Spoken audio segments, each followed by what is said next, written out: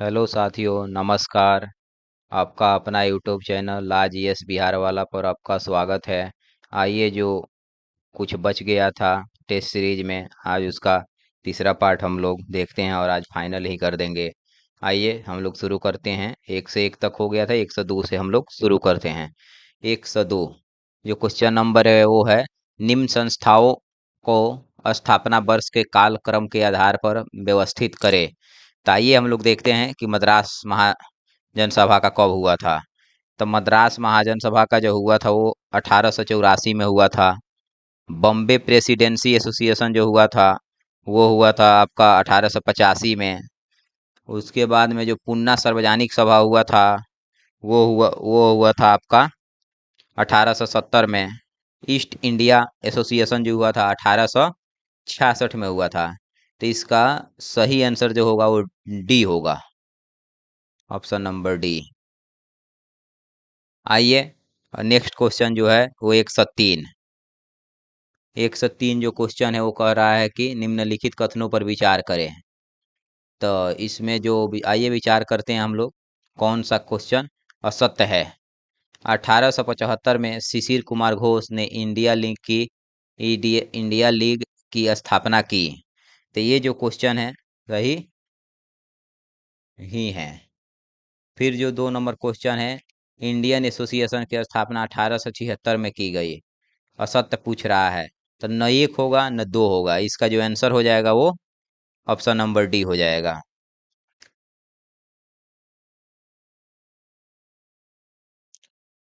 दोनों कथन में से कोई, दोनों कथन जो है वो सत्य है, लेकिन हमको पूछ रहा है असत्य। ठीक, तो हम लोग आंसर जो लगाएंगे वो ऑप्शन नंबर डी लगाएंगे, क्योंकि 1875 में शिशिर कुमार घोष ने इंडिया लीग की स्थापना स्थापना की। तो ये क्वेश्चन सही है, लेकिन असत्य बताना है। तो ये सही है। तो उसके बाद में इंडियन एसोसिएशन की स्थापना 1876 में हुई, सुरेंद्र नाथ बनर्जी द्वारा। आनंद आनंद बोस इसके प्रमुख नेता थे। तो ये भी क्वेश्चन सही है, लेकिन हमको असत्य बताना है, तो इसीलिए हमने 103 का जो आंसर बताया वो डी होगा, न तो 1 होगा और न ही 2 होगा। तो ऑप्शन नंबर डी आंसर इसका सही उत्तर हो जाएगा। आइए, जो नेक्स्ट क्वेश्चन है 4 नंबर, उसको हम लोग देखते हैं। उदारवादी चरण के नेताओं के संबंध में निम्नलिखित कथनों पर विचार करें। उदारवादी नेताओं के बारे में विचार करना है। तो ये 104 का होगा असत्य, इसमें भी पूछ रहा है। तो उन्होंने प्रार्थना एवं याचिका की पद्धति को अपनाया, ये सही है। ये वे उपनिवेशी शासन को भारतीय शासन के परिवर्तित करने करने के प्रयास में विश्वास रखते थे, ये भी सही है। तो इसमें जो आंसर हो जाएगा वो हो जाएगा ऑप्शन नंबर डी, न तो एक नहीं दो। ये दोनों का दोनों सही है, इसीलिए इसमें असत्य पूछा है, तो ऑप्शन नंबर डी उसका उत्तर हो जाएगा।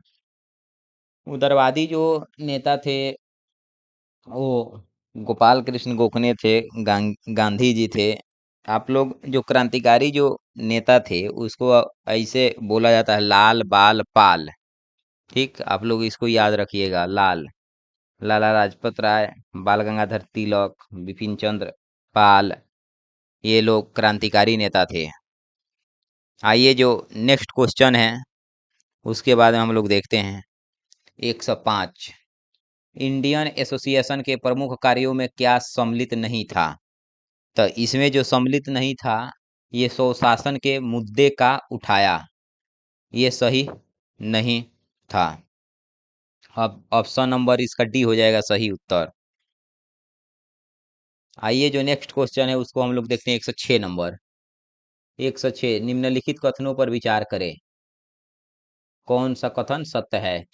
चयन जो करना है वो सही का करना है। तो वर्ष 1833 में अखिल भारतीय कॉन्फ्रेंस का आयोजन किया गया। तो बात तो सही है, ऑप्शन नंबर सही है। ये वो हुम द्वारा 1884 में इंडियन नेशनल यूनियन की स्थापना की गई, इंडियन नेशनल यूनियन की। तो ये भी बात सही है। तो दोनों कथन सही है, तो ऑप्शन नंबर सी हो जाएगा, ए और बी। ठीक, इसका सही उत्तर सी हो जाएगा। नेक्स्ट जो क्वेश्चन 107 नंबर, कांग्रेस की स्थापना के संबंध में निम्नलिखित में असत्य कथन का चयन करें। एग्जाम में कई क्वेश्चन आता है असत्य कथन का मतलब चयन कर रहे, तो क्वेश्चन अच्छे से आप लोग पढ़िएगा एग्जाम में। आइए जो देखते हैं असत्य कौन है। ये वो होम के अतिरिक्त सुरेंद्र नाथ बनर्जी तथा आनंद मोहन बोस कांग्रेस के प्रमुख निर्माता माने जाते हैं। ठीक, ए। उसके बाद में बी जो कह रहा है कांग्रेस के प्रथम अधिवेशन में 82 प्रतिनिधियों ने भाग लिया था। सी जो कह रहा है ये कह रहा है कि प्रथम अधिवेशन की अध्यक्षता व्योमेश चंद्र बनर्जी ने की। चौथा जो कह रहा है अखिल भारतीय कांग्रेस का गठन बॉम्बे में किया गया। तो इसका जो सही उत्तर हो जाएगा वो हो जाएगा ऑप्शन नंबर बी। कांग्रेस के प्रथम अधिवेशन में 82 नहीं आपके 72 प्रतिनिधियों ने भाग लिया था, इसीलिए इसका आंसर जो हो जाएगा वो बी हो जाएगा। आइए नेक्स्ट जो क्वेश्चन है, बाकी सब सही है, इसमें असत्य एक गो है, ऑप्शन नंबर बी। नेक्स्ट जो क्वेश्चन है ये है 108। देखते हैं हम लोग। प्रारंभिक चरण में भारतीय राष्ट्रीय कांग्रेस के उद्देश्य में क्या सम्मिलित था। अब इसमें सत्य चयन करना है, जो सम्मिलित है उस कौन सा सही है। तो आइए हम लोग देखते हैं। लोकतांत्रिक राष्ट्रीय आंदोलन चलाना, उसके बाद में ये सही है। राष्ट्र ये है आंदोलन के लिए मुख्यालय की स्थापना करना, ये भी सही है। आम जनता को राष्ट्रीय आंदोलन से जोड़ना, ये सही नहीं है। तो उसके बाद में हो जाएगा उपनिवेशवादी विरोधी विचारधारा को प्रोत्साहन एवं समर्थन देना। तो 1, 2 और 4 सही है। तो इसमें देखिए ऑप्शन में कौन है 1, 2, 4, तो ऑप्शन नंबर बी है, इसका सही उत्तर बी हो जाएगा। नेक्स्ट जो क्वेश्चन है उसको हम लोग देखते हैं।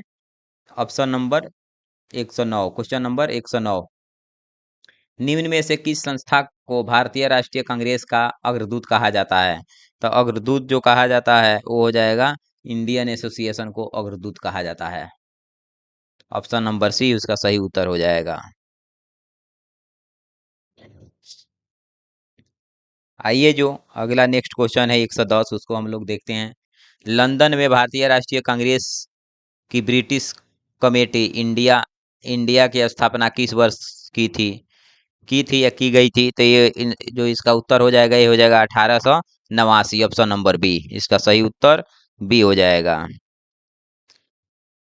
आइए नेक्स्ट क्वेश्चन जो है उसको हम लोग देखते हैं 111। उदारवादियों ने भारतीयों की आर्थिक स्थिति ठीक करने के लिए क्या मांग की। तो ये जो मांग किए हुए थे, भू राजस्व में कमी करने, नमक कर का उन्मूलन करने, सैन्य खर्च में कटौती, स्वदेश वस्तुओं का प्रयोग करना सत्य। तो इसमें मतलब ऑप्शन नंबर डी हो जाएगा, सारे के सारे मतलब इसमें सही है। ऑप्शन नंबर डी हो जाएगा इसका उत्तर। आइए 100 अगला क्वेश्चन जो है वो 12 है, हम लोग देखते हैं 112 नंबर क्वेश्चन। भारतीय परिषद अधिनियम 1892 के प्रावधानों में क्या सम्मिलित नहीं था। इसमें जो सम्मिलित नहीं था साथियों, ये ऑप्शन नंबर इसका एक, गैर सरकारी सदस्यों को बजट पर संशोधन प्रस्ताव रखने का अधिकार दिया गया, ये सही मतलब सम्मिलित नहीं था। ठीक, तो इसका सही उत्तर जो हो जाएगा ये ऑप्शन नंबर डी हो जाएगा। आइए अगला जो क्वेश्चन है 113, इसको हम लोग देखते हैं। सेफ्टी बल्ब का सिद्धांत किसने प्रतिपादित किया था। तो ये सेफ्टी बल्ब का जो सिद्धांत है प्रतिपादित किए थे Lala Lajpat Rai, option number A. एओ हुम ने भारतीय जनता के असंतोष को पहचानने के लिए कांग्रेस का निर्माण किया था, वहीं पर ये मतलब करते हैं सेफ्टी सेफ्टी बल्ब का सिद्धांत का प्रतिपादित। आइए जो नेक्स्ट क्वेश्चन है उसको हम लोग देखते हैं 114 नंबर। कांग्रेस को राष्ट्र द्रोहियों की संस्था कहकर किसने पुकारा। तो ये जो मतलब कांग्रेस को राष्ट्रद्रोहियों की संस्था कहकर पुकारे थे वो वो थे डफरिन। ठीक, इसका सही उत्तर हो जाएगा Dufferin, option number C. 115 number question हम लोग देखते हैं। इसमें पूछ क्या रहा है, मिलान करना है संस्थापक को। तो आइए, कांग्रेस विरोधी संगठन, संयुक्त भारत राष्ट्रवादी संगठन के संस्थापक सदस्यों को निम्न में से कौन सा सम्मिलित था? तो ये जो सम्मिलित था, ये लॉर्ड डफरिन ये नहीं था। सर सैयद अहमद ये थे। दो सही है इसमें। फिर बनारस के राजा शिव प्रसाद सिंह ये भी सही थे, ये भी सही है। फिर लाला लाजपत राय, तो ये गलत। ठीक, एक और चार गलत है, दो तीन सही है, तो इसका ऑप्शन नंबर हो जाएगा सी। दो और तीन सही है, जो उत्तर हो जाएगा आपका सी हो जाएगा। निम्न में कौन उदारवादी चरण के नेता थे? जो अभी हम कह रहे थे उदारवादी चरण के नेता, लाल बाल पाल, तो आप लोग इसमें से छांट लीजिए। तो उसके बाद में आइए देखते हैं हम लोग कि कौन नहीं थे। तो उदारवादी जो पूछ रहा है, उदारवादी चरण के नेता थे तो ये हो जाएगा रमेश चंद्र दत्त, उदारवादी चरण के नेता थे। ठीक, इसका जो सही उत्तर हो जाएगा ये हो जाएगा ऑप्शन नंबर का उदारवादी नेता ए, 116 का उत्तर हो जाएगा ये। उदारवादी चरण के प्रमुख नेता दादा भाई नौरोजी, बदरुद्दीन तैयब जी, फिरोज शाह मेहता, पी आनंद, चार्लू सुरेंद्रनाथ बनर्जी, रमेश चंद्र दत्त, आनंद मोहन बोस, जी के गोखले आदि थे। लाला लाजपत राय उग्रवादी या नवराष्ट्रीय चरण के नेता थे। महात्मा गांधी तथा राजेंद्र प्रसाद उदारवादी चरण के नेता नहीं थे, ये भी आप लोग याद रखिएगा। आइए जो नेक्स्ट क्वेश्चन है 117 नंबर, उसको हम लोग देखते हैं।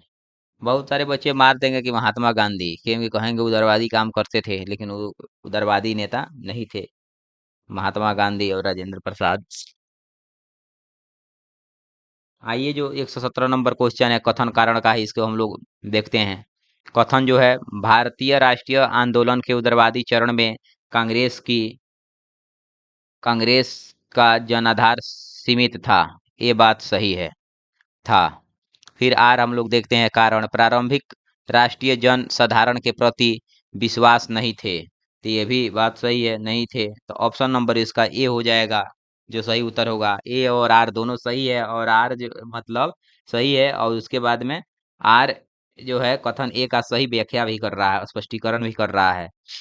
नेक्स्ट जो क्वेश्चन है इसका उत्तर ये हो जाएगा। नेक्स्ट जो क्वेश्चन है 118, इसको हम लोग देखते हैं। भारतीय राष्ट्रीय स्वतंत्रता संग्राम में नरमपंथी राष्ट्रवादियों के योगदान में निम्न में क्या सम्मिलित नहीं था? तो ये जो सम्मिलित नहीं था, ये था ब्रिटिश सरकार के विरुद्ध आक्रामक राजनीतिक रुख अख्तियार करना, यानी ऑप्शन नंबर डी इसका सही उत्तर हो जाएगा। आइए नेक्स्ट जो क्वेश्चन है उसको हम लोग देखते हैं। 119 नंबर, भारतीय राष्ट्रीय कांग्रेस की स्थापना के संबंध में प्रकाश संवाहक सिद्धांत किसने दिया था? ये थे गोपाल कृष्ण गोखले दिए थे, जो कि राजनीतिक गुरु थे गांधी जी के। ऑप्शन नंबर बी इसका सही उत्तर हो जाएगा। यह कथन, यह एक 120 नंबर क्वेश्चन, यह एक सफल अवसरवादी आंदोलन था। इसने कपटी एवं पाखंडियों के लिए अवसरों के द्वारा खेले खोले, इसने कुछ लोगों को राष्ट्रीयता के नाम को भुनाने का अवसर दिया। उपरोक्त कथन किसने कहा? तो ये जो कहा हुआ था, ये लाला लाजपत राय कहा हुआ था। ऑप्शन नंबर इसका बी सही उत्तर हो जाएगा 120 का। फिर हम लोग 121 नंबर क्वेश्चन देखते हैं। निम्नलिखित राष्ट्रीय निम्नलिखित राष्ट्रीय उद्यानों पर विचार कीजिए। आइए हम लोग इस पर विचार करते हैं। 120 121 नंबर, सॉरी 121 नंबर क्वेश्चन, कितने हिम तेंदुओं के प्रमुख आवास स्थल है? इसमें तेंदुआ का पूछ रहा है कि कितने हिम तेंदुओं का प्रमुख आवास स्थल है। तो ये जो हो जाएगा आपका, ये हो जाएगा, ये करेंट अब यहाँ से शुरू हो गया है। आइए अब हम लोग देखते हैं ये जो क्वेश्चन है, निम्नलिखित राष्ट्रीय उद्यानों पर विचार करना है। तो कंचनजंगा जो है कंचनजंगा राष्ट्रीय उद्यान सिक्किम, कंचनजंगा, ये बात सही है, तेंदुओं के लिए है, ये सही है। गंगोत्री राष्ट्रीय उद्यान उत्तराखंड, ये भी सही है। हेमिस राष्ट्रीय उद्यान लद्दाख, ये भी सही है। तो इसमें से ऑप्शन नंबर जो हो जाएगा वो बी हो जाएगा, सभी तीनों हैं। जो सही उत्तर होगा वो तीनों होगा, सभी होगा। ठीक। आइए हम लोग जो नेक्स्ट क्वेश्चन है उसको हम लोग देखते हैं। 122 नंबर क्वेश्चन। भारत मालदीव संबंध भारत मालदीव संबंधों के संदर्भ में निम्नलिखित कथनों पर विचार करना है। तो आइए हम लोग विचार करते हैं कि कितने इनमें से उपयुक्त कथनों में से कितने सही है। तो ये जो सही है, एक्वेरिन दोस्ती, एकता एवं ऑपरेशन शील्ड दोनों देशों के बीच कुछ संयुक्त अभ्यास है, ये सही है। भारत मालदीव के राष्ट्रीय रक्षा बल के लिए सबसे बड़ी संख्या में प्रशिक्षण प्रशिक्षण के अवसर प्रदान करता है, जो उनकी रक्षा प्रशिक्षण आवश्यकताओं के लगभग 70% पूरा करता है, ये भी सही है।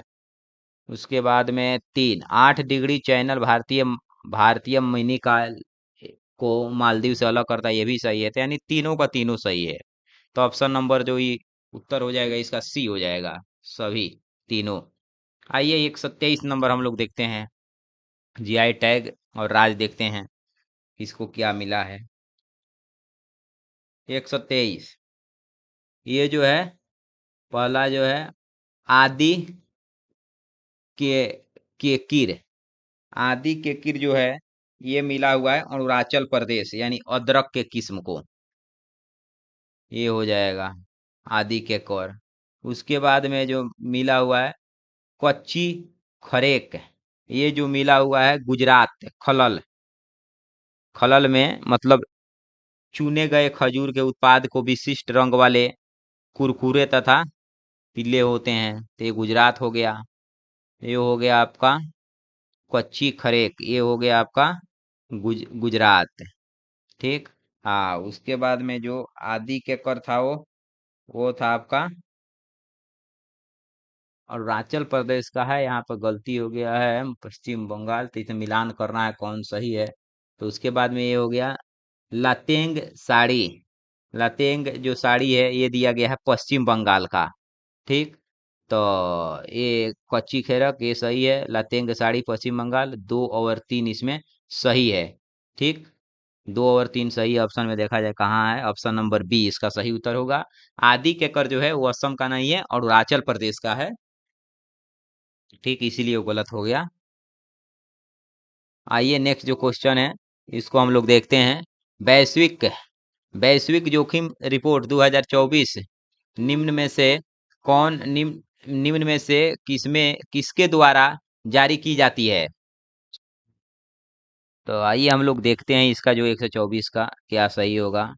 ये विश्व बैंक, विश्व आर्थिक मंच, राष्ट्रीय मुद्रा कोष, आर्थिक जो उसके बाद में सहयोग और विकास संगठन, इसका जो सही उत्तर होगा 124 का ऑप्शन नंबर बी होगा, विश्व आर्थिक मंच। 2024 में निम्नलिखित किसके द्वारा जारी किया है, तो विश्व आर्थिक मंच द्वारा वैश्विक जोखिम रिपोर्ट मतलब जारी किया जाता है। आइए जो नेक्स्ट क्वेश्चन 125 उसको हम लोग देखते हैं। भारतीय मूल के उजबेक किस खिलाड़ी ने उज्बेकिस्तान के समरकंद में आयोजित 2023 विश्व शतरंज चैंपियन में रजत पदक हासिल किया। तो वो खिलाड़ी था कोनेरू हम्पी। ऑप्शन नंबर जो इसका सही उत्तर होगा डी हो जाएगा। 126 नंबर क्वेश्चन।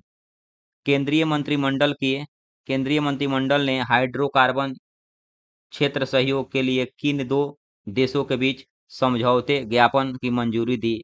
तो ये जो दिए हुए थे भारत और मतलब गुयाना, भारत और गुयाना। ऑप्शन नंबर ए इसका सही उत्तर हो जाएगा। आइए जो नेक्स्ट क्वेश्चन है 127 नंबर उसको हम लोग देखते हैं। हाल ही हाल ही खबरों में रहा दृष्टि 10 स्टार लाइनर क्या है।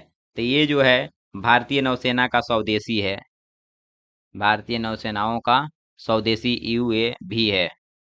ठीक, इसका ऑप्शन नंबर सी सही उत्तर हो जाएगा। आइए नेक्स्ट क्वेश्चन जो है 128 नंबर इसको हम लोग देखते हैं। निम्नलिखित में से कौन सुकन्या समृद्धि योजना की प्रावधानों में सम्मिलित नहीं है। तो इसमें जो सम्मिलित नहीं है वो, इसमें यह योजना महिला एवं बाल विकास मंत्रालय की पहल ये सम्मिलित नहीं है। उसके बाद में जो इसका सही उत्तर जो हो जाएगा ये हो जाएगा ऑप्शन नंबर सी, 1 और 3 सम्मिलित नहीं है। बाकी सम्मिलित है, 1 और 3 सम्मिलित नहीं है, 1 और 2 सम्मिलित नहीं है, सॉरी 1 और 2 सम्मिलित नहीं है, बाकी सब सम्मिलित है। सही उत्तर सी हो जाएगा। आइए नेक्स्ट जो क्वेश्चन है उसको हम लोग देखते हैं। राष्ट्रपति श्रीमती द्रौपदी मुर्मू ने 9 जनवरी 2024 को घुड़सवारों के लिए किस पहली महिला खिलाड़ी को अर्जुन अवार्ड से सम्मानित किया? तो ये जो अर्जुन अवार्ड से सम्मानित हुई थी वो थी दिव्य कीर्ति सिंह। दिव्य कीर्ति सिंह, ऑप्शन नंबर डी इसका सही उत्तर हो जाएगा। आइए हम लोग देखते हैं नेक्स्ट जो क्वेश्चन है उसको हम लोग देखते हैं 130। इसमें भी मिलान करना है। आइए मिलान करते हैं हम लोग।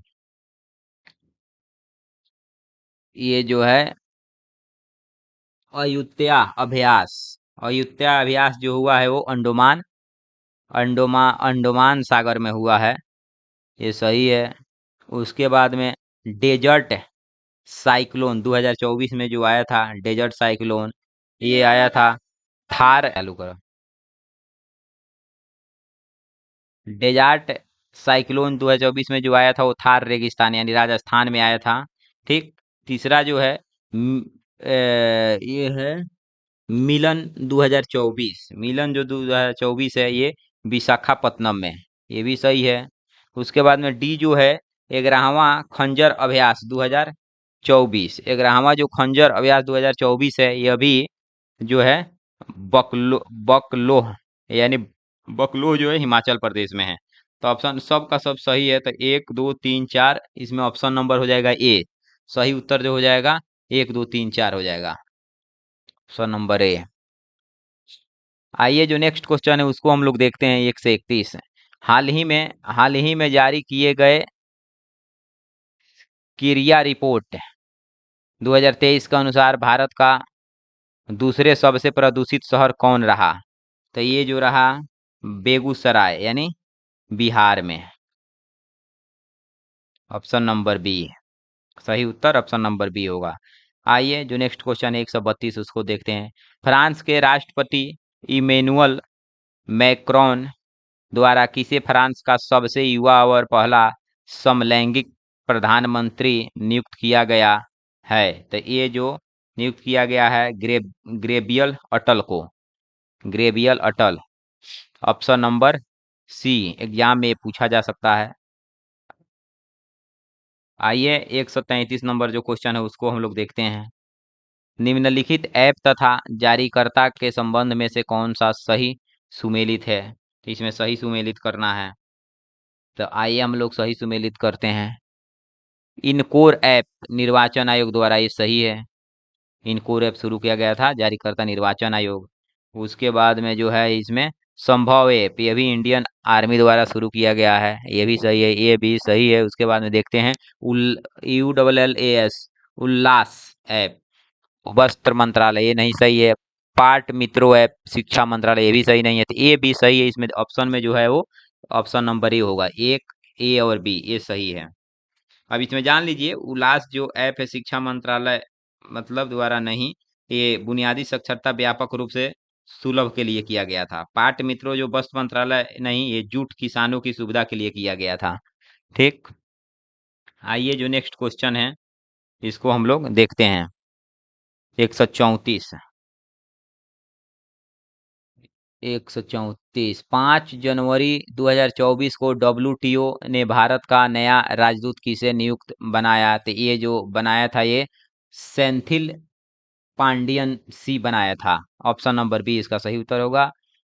135 नंबर हम लोग क्वेश्चन देखते हैं। 16वें वित्त आयोग के संबंध में निम्नलिखित कथनों पर विचार करें। तो आइए अब हम लोग विचार करते हैं इस पर। डॉक्टर अरविंद पनगड़िया इसके अध्यक्ष अध्यक्ष होंगे, बात सही है, इसमें सब चुन करना है। तो ये अरविंद पनगड़िया जो है इसके अध्यक्ष होंगे, ये सही है। उसके बाद से जो है श्री ऋत्विक रंजनम पांडे आयोग के सचिव बने, ये भी सही है।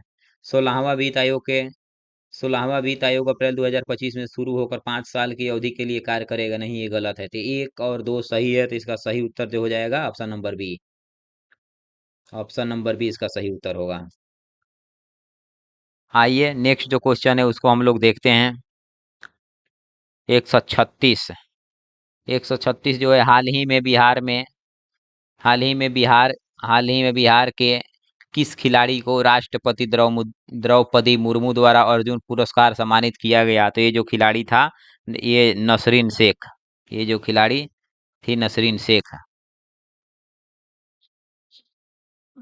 अररिया जिला की खो खो खिलाड़ी नसरीन शेख को अर्जुन पुरस्कार से सम्मानित किया गया था। ये जो खिलाड़ी थी नसरीन शेख, इसको अररिया के थी ये, अररिया के रहने वाली थी। ये भी पूछ सकता है कि नसरीन शेख बिहार में जो खो खो खिलाड़ी कहाँ के, किस मतलब जिले की थी? तो वो अररिया जिले की थी। आइए जो नेक्स्ट क्वेश्चन है उसको हम लोग देखते हैं। 137 नंबर क्वेश्चन। 15 जनवरी 2024 को नीति आयोग द्वारा जारी एक रिपोर्ट के अनुसार गरीबी रेखा से बाहर आने में संख्या के आधार पर बिहार का कौन सा स्थान है? तो ये जो स्थान है दूसरा है, ऑप्शन नंबर बी इसका सही उत्तर हो जाएगा। आइए, एक एक नंबर पर उत्तर प्रदेश है, 2 पर बिहार है, 3 पर मध्य प्रदेश है। आइए नेक्स्ट क्वेश्चन जो है 138, उसको हम लोग देखते हैं। निम्नलिखित में से किस जिले में बिहार का पहला घड़ियाल व कछुओं के लिए प्रजनन केंद्र बनाने की घोषणा की गई है? तो ये जो किया गया है, ये पश्चिम चंपारण में किया गया है। जो पश्चिम चंपारण जिला है जिसको बेतिया भी बोला जाता है। आइए नेक्स्ट क्वेश्चन जो है उसको हम लोग देखते हैं। 139 नंबर क्वेश्चन। 139 नंबर क्वेश्चन कह रहा है, हाल ही में स्वच्छता सर्वेक्षण रैंकिंग 2023 जारी किया गया। इसमें 1 लाख से अधिक आबादी वाले शहर में पटना की ऑल इंडिया रैंकिंग क्या है? तो ये जो इसका रैंकिंग है, ये है आपका 77वां। ऑप्शन नंबर बी इसका सही उत्तर हो जाएगा। हाँ, ये नेक्स्ट क्वेश्चन है 140। हाल ही में जारी किए गए बिहार जाति सर्वेक्षण 2023 आंकड़े के अनुसार अन्य पिछड़ा वर्ग एवं अत्यंत पिछड़ा वर्ग मिलकर राज्य की कुल आबादी का कितना प्रतिशत है? ये हो गया 141 नंबर आपका क्वेश्चन हो गया। तो सॉरी, इसको 140 हम लोग को देखना था, तो 140 हम लोग देख रहे हैं। राज्य के किस जिले में गौतम बुद्ध के महान शिष्य भिक्षुधम छाया की प्रतिमा का अनावरण किया गया? तो ये जो किया गया है आरा में किया गया है। ऑप्शन नंबर सी हो जाएगा, भोजपुर, आरा। आइए जो नेक्स्ट क्वेश्चन है 141, इसको हम लोग देखते हैं। हाल ही में जारी किए गए बिहार जाति सर्वेक्षण 2023 के आंकड़ों के अनुसार अन्य पिछड़ा वर्ग एवं अत्यंत पिछड़ा वर्ग मिलकर राज्य की कुल आबादी कितना प्रतिशत है? तो ये जो प्रतिशत है 63% है। ऑप्शन नंबर बी इसका सही उत्तर होगा। नेक्स्ट जो क्वेश्चन है 142 नंबर। दुनिया के सबसे ऊंची प्रतिमा statue of wisdom JP JP Ganga Path के किस पथ के किनारे स्थापित की जाएगी और निम्न में से किसकी प्रतिमा होगी? ये जो प्रतिमा होगी राजेंद्र प्रसाद की होगी। ऑप्शन नंबर सी इसका सही उत्तर हो जाएगा, जो भारत के प्रथम राष्ट्रपति रहे। ठीक, 243 फीट होगा। ये भी पूछा जा सकता है कितना फीट का, तो 243 फीट का होगा। ठीक, आइए अब हम लोग जो नेक्स्ट क्वेश्चन है ये इसको हम लोग देखते हैं। 143, बिहार इलेक्ट्रिक वाहन कॉन्वेल कॉन्वे कॉन कॉनक्वेल और एक्सपो का आयोजन कहाँ किया गया? ये जो किया गया है, ये किया गया है इसमें जमुई, नालंदा, दरभंगा, इनमें से कोई नहीं, कहीं नहीं किया गया है। ऑप्शन नंबर इसका डी हो जाएगा। ये जो किया गया है ये पटना में किया गया था, लेकिन ऑप्शन में नहीं है पटना, इसीलिए इनमें से कोई नहीं होगा। आइए जो नेक्स्ट क्वेश्चन है उसको हम लोग देखते हैं। 144 नंबर। हाल ही में किस देश ने ब्रिक्स से अलग होने का निर्णय लिया है? तो ये जो ब्रिक्स से अलग होने का निर्णय लिया है, ये जो लिया है Argentina. Option number B. 145 number question. Direct direct to mobile, जिसको D2M बोला जाता है, डायरेक्ट टू मोबाइल तकनीक हाल ही में समाचारों में देखी गई थी। इस संबंध में निम्नलिखित में से कौन सा कथन सही है? तो ये जो कथन सही है, ये यह मल्टीमीडिया सामग्री के बिना इंटरनेट कनेक्शन के सीधे मोबाइल उपकरणों पर स्ट्रीम करती है, तो ऑप्शन नंबर ए ही सही है। इसका सही उत्तर ए होगा, ऑप्शन नंबर ए। 100 हम लोग 46 नंबर क्वेश्चन देखते हैं। निम्नलिखित में से कौन सा खगोलीय पिंड आमतौर पर L1 लैग्रेंज बिंदु से जुड़ा हुआ है? तो ये जो जुड़ा हुआ है, ये जुड़ा है सूर्य और पृथ्वी जुड़ा हुआ है। इसका सही उत्तर होगा ऑप्शन नंबर ए। आइए हम लोग 147 नंबर क्वेश्चन देखते हैं। एक्सरे पोलारीमीटर सैटेलाइट मिशन के संबंध में निम्नलिखित कथनों पर विचार करें। तो 147 के जो सही उत्तर हो जाएगा, ये हो जाएगा ऑप्शन नंबर हो जाएगा ए। केवल असत्य चुनना है, इसमें कौन सा कथन गलत है, असत्य है, तो ऑप्शन नंबर ए इसका सही उत्तर हो जाएगा। आइए जो नेक्स्ट क्वेश्चन है 148, उसको हम लोग देखते हैं। भारतीय सॉरी यूनेस्को को विश्व धरोहर समिति के 46वें सत्र के संबंध में असत्य कथन का चयन करें। तो आइए हम लोग इसमें भी गलत चुनना है, तो इसका जो उत्तर हो जाएगा, भारत दूसरी बार यूनेस्को की विश्व धरोहर समिति की अध्यक्ष करेगा। ये गलत है, असत्य है।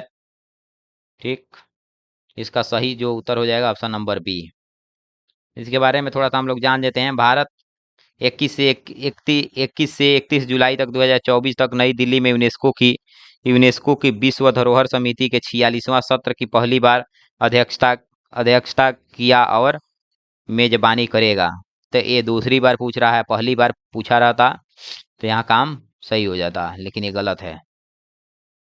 आइए 149 नंबर क्वेश्चन क्या कह रहा है। 104 जो क्वेश्चन है वो कह रहा है, भारतीय न्याय संहिता यानी BNS 2023 के संदर्भ में निम्नलिखित कथनों पर विचार करें।